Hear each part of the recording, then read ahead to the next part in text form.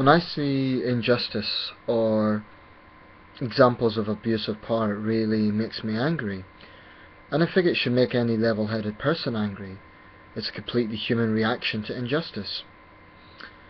So I'm referring to a video I've just watched. I think I came across it a few months ago, but I can't remember if I made a direct response at that time. Regardless, it's still a relevant issue, and I think it is actually particularly significant given that the Metropolitan Police have just been found to be incredibly dishonest in the Andrew Mitchell case. If you're British, you'll know that Andrew Mitchell is a cabinet minister. You may know that. And there was a huge fiasco in this country over the so-called Plebgate affair. Basically, that was a cabinet minister supposedly being rude to officers guarding Downing Street, the residence of the British Prime Minister. Well, the Police Federation wasted an enormous amount of money on this, and a huge amount of it turned out to be dishonesty on their part. So that in itself shows just what they're capable of. If they're prepared to lie about a cabinet minister, a powerful man, what are they going to do to defenseless poor woman? You know? So basically in this video there is CCTV footage of a Central London police officer, Metropolitan Police Officer, PC James Kiddie. And basically there was a room with a suspected shoplifter woman. Note the word suspected shoplifter, that's very important. Anyway, you cannot hear the audio, but basically he launches into this very unpleasant assault. He grabs her by the hair, he sort of thrusts her forward, he throws her onto the ground, he punches her not one, not two, but at least 3 times. And I'll put a link to the video you can see for yourself. Now, his lawyers claimed that the woman had bit him and claimed that she was HIV infected, and that's what kicked off this incident. There's a few points about that. Number one, you don't see that in the CCTV footage. There's no clear sign that she is biting him. Number two, even if she did say that, it would be a shocking thing to say, but whatever way you look at it, this is someone in a position of authority, and whatever way you try to gloss it over, he abuses authority. If that really was the case, he could have investigated that, questioned her, etc. We're talking about someone in a professional position here. To respond the way he did, and by the way, the claim is baseless, because if you look at the CCTV, there's no clear sign she has bit him, then it's pretty despicable the way he responds.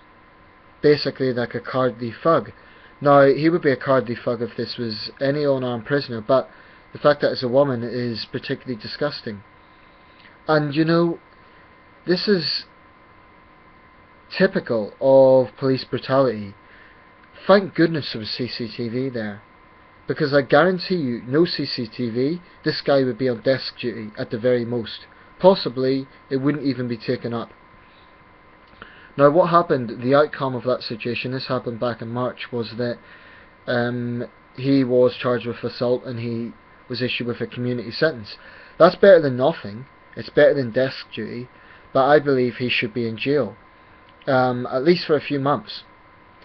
Because there needs to be a strong message sent out that law enforcement officers cannot behave in this way. And I'm getting so sick of seeing police brutality cases. But what is just as bad as police brutality is idiots who come online and try to defend it. I've just come across one jackass who has actually come online and said she was resisting arrest. Number one, that's factually wrong. She wasn't resisting arrest. She had already been arrested. She was in the interrogation room, so she was not resisting arrest. Secondly, that term can be hugely misused. In the United States, someone questioning why they are being arrested, simply asking the question of why they are being arrested, that can be construed as resisting arrest.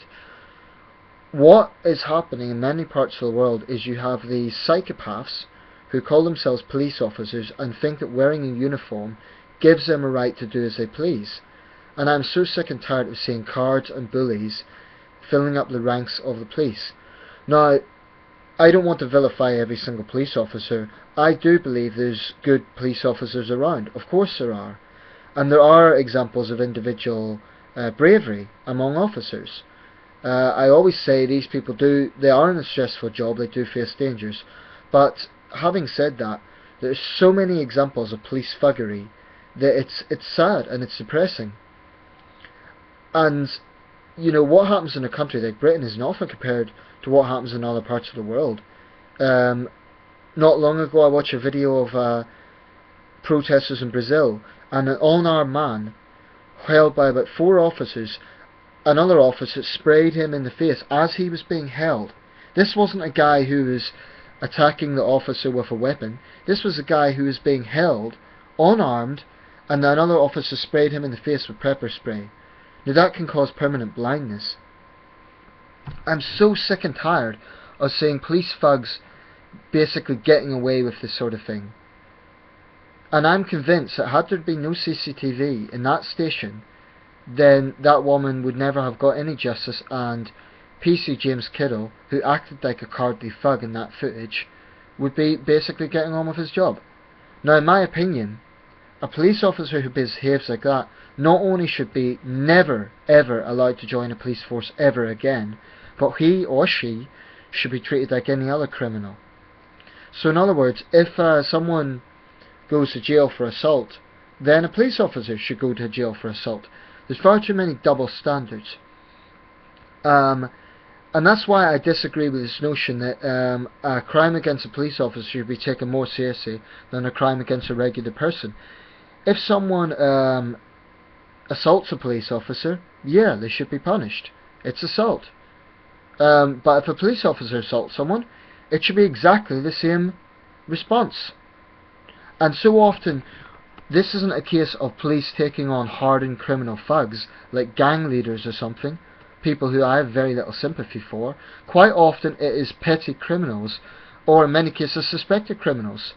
What troubled me about this video is so many people automatically believed him, just because he was a police officer. Now I don't know, the woman may well have been a shoplifter. And you know, she may. I'm not saying that she was an innocent person. I'm not saying that she was a saint. You know, shoplifting's a bad thing. She should be punished, if that is the case.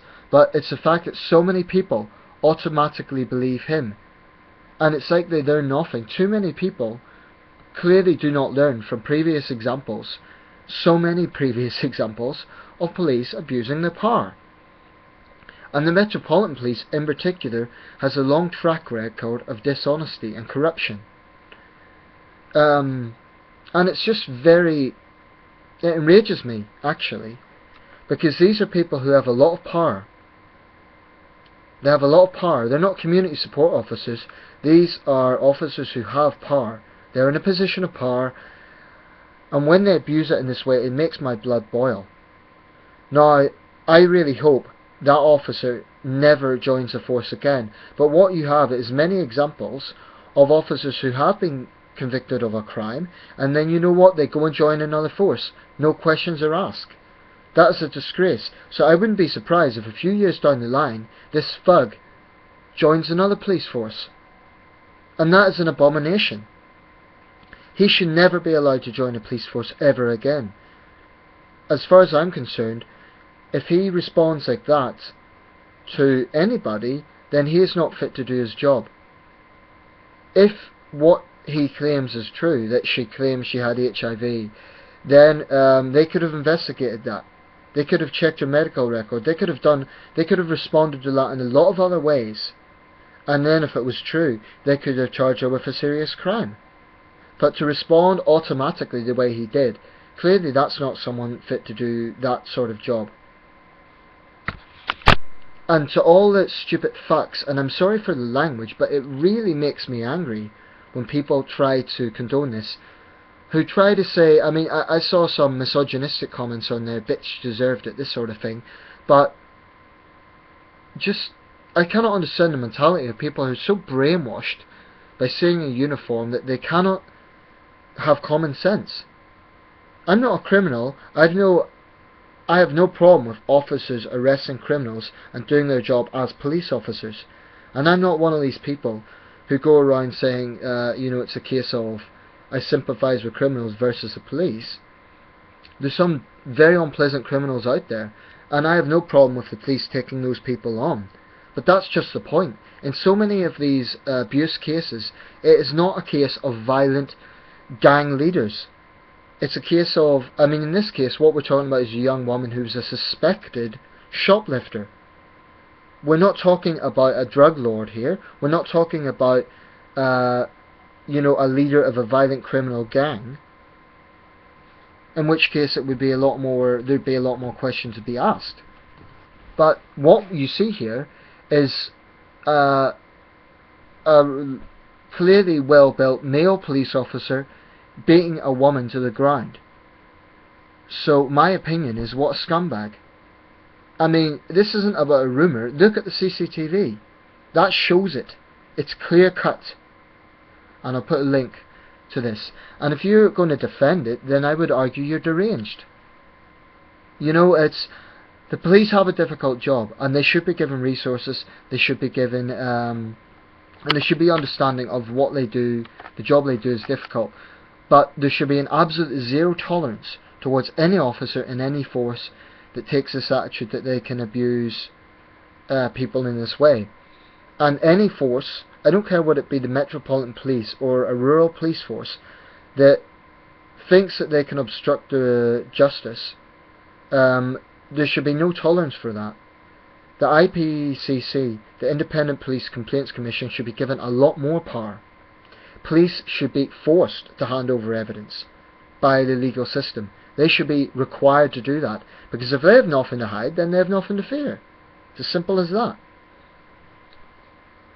This is a very important issue because it is a threat to democracy. Now, I don't believe the situation is so bad that it's out of control right now, but we have to be wary about this, because otherwise we're going to end up like the United States, where I do think the situation is out of control. And this is not to demonise every single police officer. If you're a police officer, I'm not against you for being a police officer. I don't hate the police, but I do hate police brutality.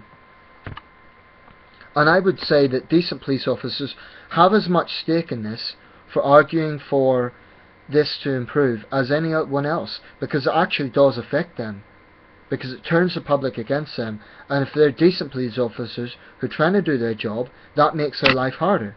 So they have just as much an interest in seeing that this situation changes.